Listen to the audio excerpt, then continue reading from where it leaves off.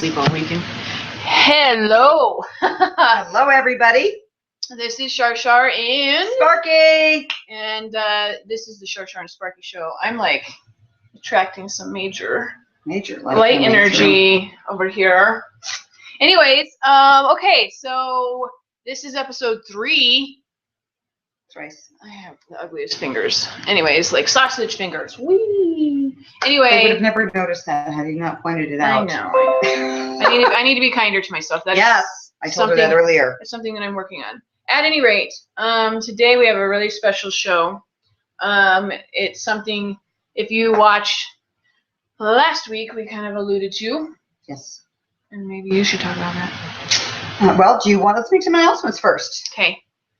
There's something going on next weekend that's going to be fabulous. Yes, and it's going to be before we broadcast again. So next time we broadcast, I might be a little, because it's pretty major. I'm really excited. So anyway, I have multiple different entities that I do business under. My main one, of course, is dragonflyoracle.com. I also have a company called Level 11 Content Management. And one of the clients and a dear friend of mine, Melissa Ivy, you're watching, shout out to you. She's a local musician. I've been talking about her a lot on my website at dragonflyoracle.com. And under my other company, the Content Management Services, I have taken over her internet marketing and basically just her web presence, because that's my area of expertise. And she makes the music. I just try to make sure that everybody out there sees it. Anyway, she's got a very provocative story. Long story short, a couple of months ago, she mysteriously came down with aphasia-like symptoms and essentially went from being a singer and an educator and all these other things that she has done throughout her entire life, pretty much half her life. She went from being able to use her voice to inspire and motivate to not having her voice at all. And can you imagine having the gift that God has given you to serve others, and she does that through music, and it's suddenly taken away? That's devastating. Indeed. And I mean, she's a really fabulous individual. I'm not going to go into too much detail. If you want to check out more about her in particular, you can go to M like Mary, Z like zebra, I, V like Victor, EY.com. But the good news is that a miracle has occurred. And the good news is that a miracle has occurred. She has, within the last month, through persistence and healing ceremonies, spiritual, physical, emotional, mental alignment, she has been able to have her voice has been restored. And wasting no time, she has been in the studio, which I've been documenting and witnessing myself. Very inspirational to watch. Creating a new single. It's called Chocolate Chili. I've heard it, folks. It's incredible. And she's going to be debuting Chocolate Chili coming up, next weekend? Let's chat about that really quick. Next Saturday at Luminix Light and Sound Gallery in, I'll put the address in the information underneath this video. But it is in Colorado. This is a Colorado show. For anybody in Colorado who's watching, I want to encourage you to come out and see my dear friend Melissa Ivy perform for the very first time since her voice has been restored. It's going to be fun, folks. And the venue itself is amazing. The company Chops Records that has helped organize the entire show is an amazing record company and local label. And I'm very excited to be involved from the perspective of I'm just trying to help spread the Melissa Ivy love, so to speak. So that's something that's really exciting that's happening in my world in the next week. You have anything exciting that you want to talk about? Nothing I want to announce. I have a lot of secrets, things that are coming out, so that's good, but not ready to make any announcements. So should we chat about the topic of the week? Yes. So this week, we alluded to it last week, friends. We talked about something I heard at church. I go to Flatirons. Rockin' place. Love that place. Love the worship music. It's a big church. But one of the things that Jim was talking about is he said, think about your neighbors. And the scripture that says, love thy neighbor. What does that mean to you? You know, how do you love and serve your neighbors, the people that you do life with? Right. And then he honed it in, and I thought, yeah, I think I do somewhat of a good job. I mean, I do better at times when I'm not stressed and dealing with my own stuff, right? But I can also tell you that in the worst of my times, I think that serving others makes things better for you. Indeed. And I've had people kind of tell me, Monica, you're focusing on the wrong things. And I'm like, yeah, I don't think so, no. because my shit stunk at that time. Yeah. And if I can go out and put some light into someone's day, right. I think that's good stuff. Anyways, Indeed. So long story short, Jim is up there and he says, so, you know, if you think you do a good job, so let's think about the place where you live. And he said, now think about your neighbors. Now think about their names. He goes, draw a tic-tac-toe sign on your paper, put yourself in the middle, and from that, put in your neighbors' names that are all around you. And I went, ruh-roh, I got nothing. I got nothing. Yeah. I used to have this fabulous neighbor, Amber. I miss you and the girls so very, very much. Incredible neighbors. We'd always help each other and things like that. But she moved. So we're going to talk about that more. But this is kind of cool. This is what they gave us, and it says, "Who is your neighbor?" So you put yourself in the middle. And then you start to go around and get to know your neighbors. And I haven't done it yet, and it's been a week. So there's the challenge. Are we going to go do that? And what does that look like? I don't know. I think we should like bake some cookies or something, or some protein, something. Oh, maybe some healthy things. Yeah. We don't want to poison our neighbors with the cookies. Although Amber did that to me. She brought me over a dozen home-baked cookies, not knowing that I had a very clean diet, and I obliged, and I ate the entire dozen in one sitting. That's why that stuff was not allowed in my house. Yeah. Because, no, and sugar is kind of poison, so I stay away from that. But that's a good idea. That's a great start. Yeah, something to, hey, here's a token of our appreciation for putting up with my vagabond roommate that likes to blast the crazy music while she cleans my apartment. Thank you. That would be me, by the way. Right. So, and I think, I may even use this as a tool and say, look, I'm going to come clean. You know, I don't know any of my neighbors, and it was pointed out to me. And your neighbors are very important, I think, for a variety of reasons. There is that sense of community. Let's talk about when you grew up.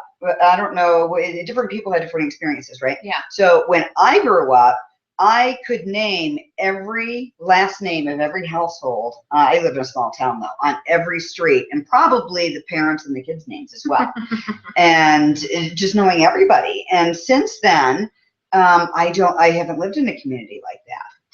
And I think that can make a big, big difference in this world, because you never know what is going on in your neighbor's life. And maybe they do need someone to shine some light on them.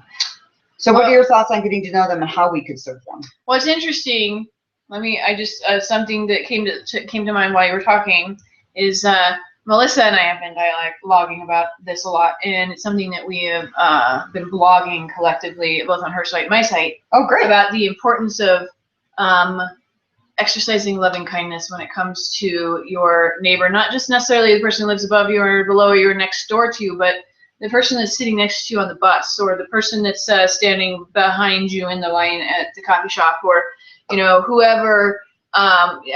Neighbor, it can be literal, but it can also be just, you know, very general as far as that's concerned. And so we have been discussing the importance of community, and that, like you were saying, the importance of being kind and compassionate to your neighbor, because everybody has struggles that they are enduring, right? That they, I think we mentioned last week, everybody has a chapter of their life that they don't want to read out loud. Right. And so we never know how somebody else can be struggling, especially if they're like you or me, where we're like, we've had some private struggles, but we're not very vocal about it because we would rather like maybe focus our energy on creating positive solutions as opposed to focusing on the struggle and talking about the struggle and hashing out the struggle.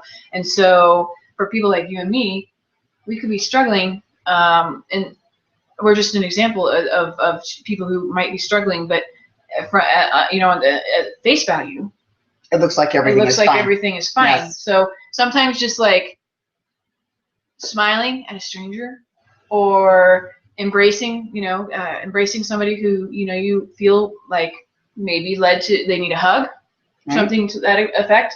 That's I mean, powerful. part of it, to answer your question, for me is when I see somebody and I get a sense that they're in need of something, whether it be like a kind word or just a hello or a smile, or, you know, one of my favorite things to do I used to go to Ziggy's Coffee and on the way to take Zan to school, and I would always buy the person. I said, put the person behind me, put their coffee on my tab too.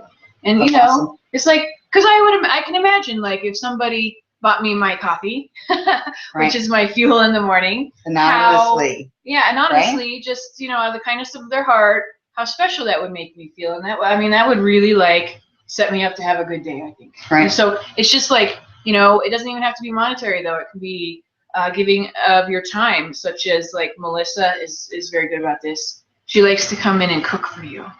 And I mean, if you can feed people they love it. and serenade them, then you can pretty much own their heart, I think. What's that say on top of my thing? Love people, cook them tasty food. Yes. Yes, indeed. So that is so true. So it can look at a ton of different ways, mm-hmm. a ton of different ways. Mm-hmm. And it can be official volunteering, or it can be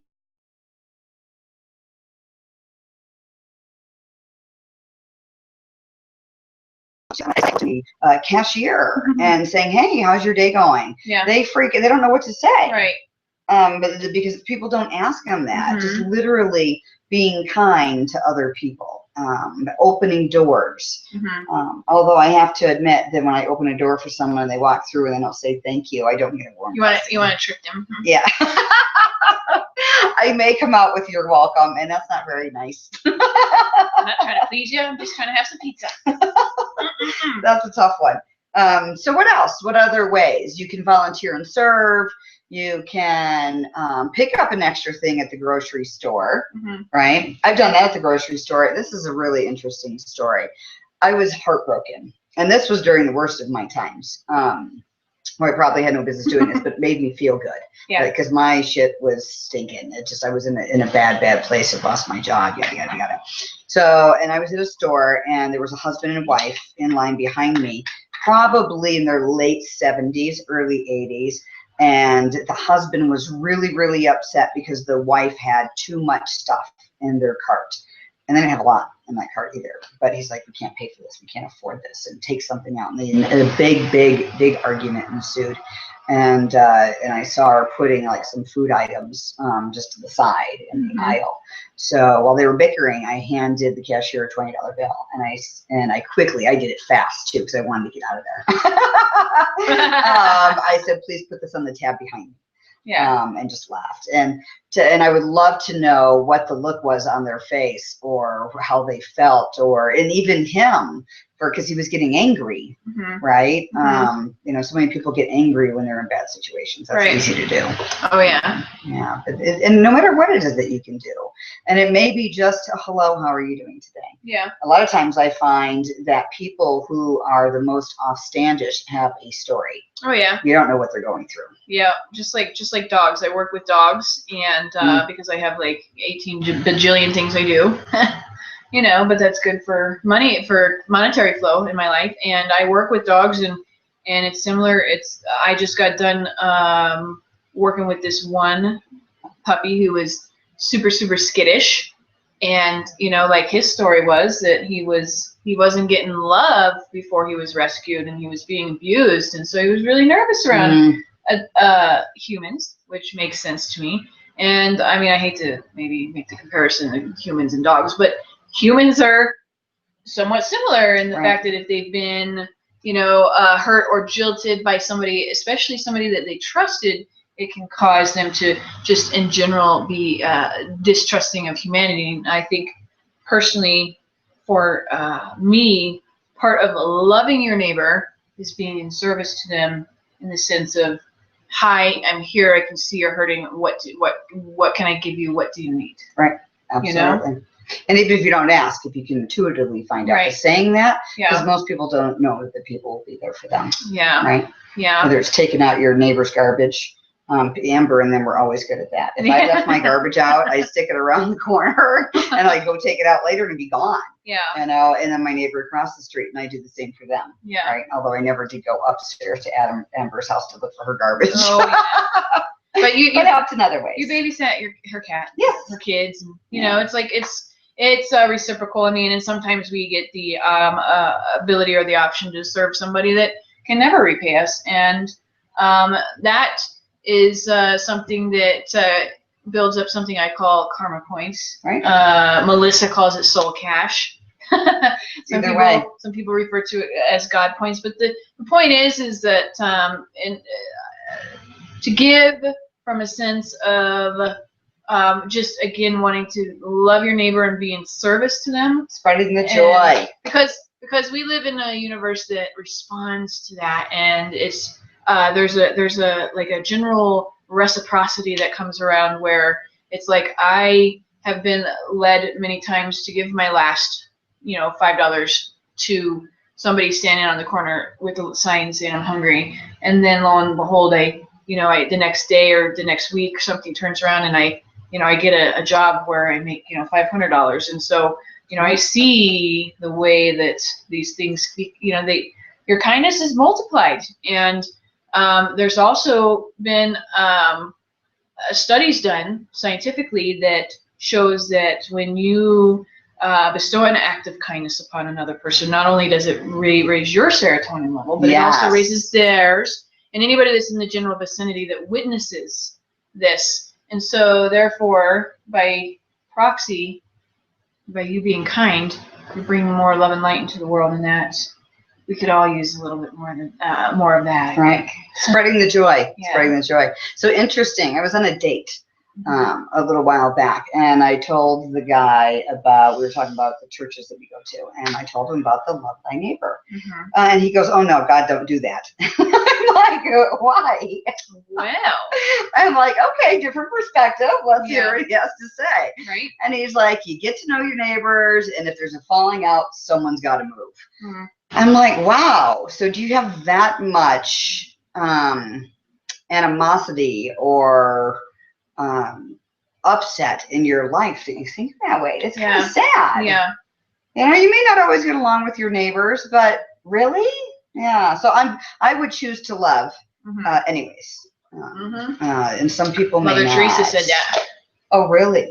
Well, yeah, she said that, she had like a speech, I can't write, paraphrasing, where she said, people are illogical and they're going to be a jerk to you, but love them anyway. Because, your power is in how you respond to those people that might not resonate with you. Boy, that's another good lesson that Pastor Jim taught to us lately as well, which is before the love your neighbor is give people what they need, not what they deserve. Right. Oh, that's powerful. Yeah.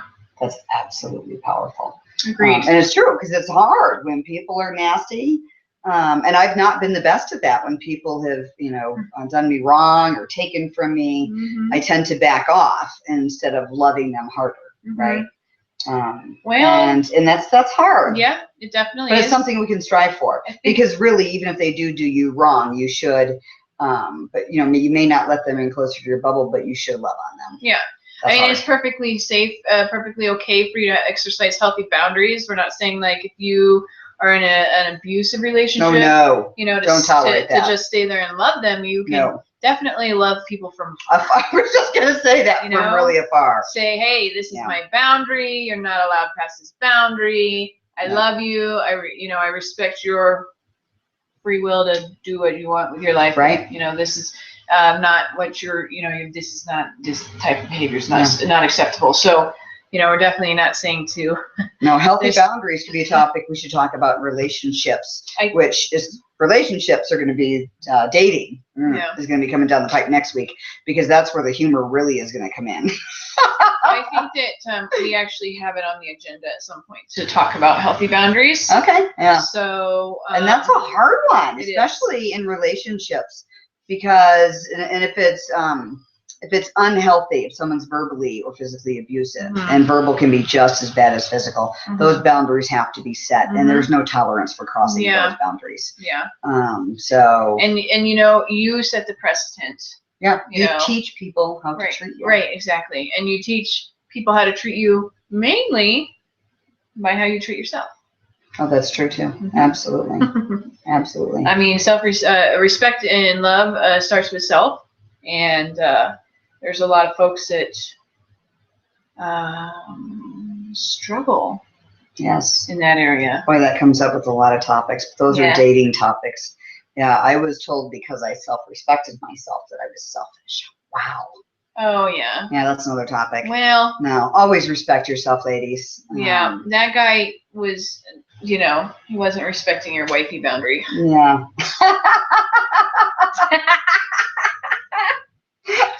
I'm the token girlfriend that you can take out to the club with you if you need somebody to be like, wing girl.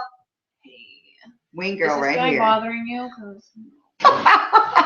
She'll get rid of him in a heartbeat. Yeah. Or he's going to ask to come in the middle of it. Well, that's happened too. And then I'll get rid of him in it, you know, 2 times heartbeat. Right. If he says something like that. Yeah. What did you just say to me? Anyway. So those would be some great topics. What else? Yeah. Anything else on Love Thy Neighbor today? Well, we should challenge them. Here's a challenge. Let's see. How many squares are on this board aside from yourself? 8. There's 8. Okay, so on here there's 8. The middle is you. Doesn't necessarily have to be like your next door neighbor, but I think maybe in the next week we could challenge everybody and ourselves to exercise loving kindness toward 8 people. So I wonder, this could be good. What kind of prize or something could we give out? Maybe if we don't do a prize, I would love for people to be able to do this, draw a tic-tac-toe thing, and then post it somewhere. Social media. Yeah. If you don't know the name of the person, you can say homeless person, you know, or the cashier at Walmart or what have you. So it would have to be either a name or a description of the person in each of the boxes and what you did, whether it was coffee, smile, hug, kind words, a touch on the arm, opening the door, you know, helping an elderly person who's struggling with getting their groceries. Don't scare them. Cooking a meal. Cooking a meal for for example, there's somebody very special out there who his sister-in-law just had a baby. And one thing you can do is you can say, here, let me clean your house. Let me fix you dinner. What can I do? How can I help you? You know, because I don't know, when I was a train wreck right after I had my child, I would take as much help as I could possibly get. Right. Because I didn't want to move for a week. You know what I'm saying? So, you know, or you know, social media is another avenue where you can exercise your right to love your neighbor or operate from a sense of loving kindness. That's a good one. Just the other day, I noticed some posts from a particular individual. I'm not going to name names, but they were kind of alarming to me. And this person was saying some things about wanting to harm themselves and how can I exist without existing? How can I exist how can I not exist without killing myself? And I didn't know. I've never met this person, but through, you know how Facebook works. A friend of a friend adds you, and you're like, oh, okay, this person looks okay. And I reached out to her and I said, you know, what do you need? Good for you. What do you need right now? Because I mean, there's been way too many deaths lately, especially by suicide. Yes, that's a topic we'll be addressing. Unfortunately, Monica has had to deal with that, and a couple of my friends have lost folks. I mean, I think I've probably, in my circle of friends, at least 10 people within the last month have died from suicide. So that's a pretty major thing, and it's a major thing for me because I went through it myself with somebody close to me in my family, and sometimes you can change somebody's thought process in a split second by saying, "Hey, That's powerful. I can see that you're struggling. What do you need from me? Very powerful. Do you need a hug? Do you need a phone call? Do you need, you know?" Imagine waking up and then opening up your Facebook, because a lot of people do it, and then having a message out there for the world to see of someone praising you and telling you how awesome and incredible you are and how much you need to them. Just out of the blue. I love doing that. Yeah. That's good stuff. Oh, yeah. All right. What time do we have, folks? I'm all about the public displays of affection on Facebook. Yes. Char-Char and I are headed down to Sloan's Lake to listen to a band and enjoy an event put on by one of my friends. So we're going to check out soon. Next week will be the relationships and dating topics. Wow. Mainly for her, because I'm not exactly dating anybody right now, but no, but the wisdom that you have. I'm not dating anyone either. Oh, I changed. I am. I take that back. So I changed my Facebook status today to say that I'm in a relationship. Did you see that yet, Charlotte? No. Oh, it says I'm finally changing my relationship status. I think I love him. Can you see him? Yeah. There we go. Yes, that's the man. Yeah. I bought love in bulk at Costco. Because I think I'm over the dating thing, and I just have to know and have peace that God will bring me the right man whenever. But I've been single for a long time, for a couple of reasons. We'll go into those later. But Charlotte's got a lot of wisdom on dating. I'm really good at giving the advice, not so great at following it. Yeah, well, aren't we all? Until then, party people, we challenge you. Take a picture. We're going to post it if they do the tic-tac-toe thing. I mean, if you're friends with us on Facebook, please tag us. Yes. Monica, Charlotte. I mean, if you're friends with us. If you're not a friend, become a friend. Let's figure out how to make you a friend. We'll put some contact information under this video so you can get in touch with us on Facebook or social media anywhere. Instagram. I am personally an Instagram addict. So, or sometimes if you're kind, you don't necessarily need to talk about it. You just need to be like, I was kind today. Right. Yeah, that's good stuff. Yeah. So stay tuned next week. There's a lot of humor coming down the pipe, friends. Blessings to all of you. The light. Okay. Have a good rest of your Sunday. Thank you for your time, and we'll see you next week. Blessings. Bye.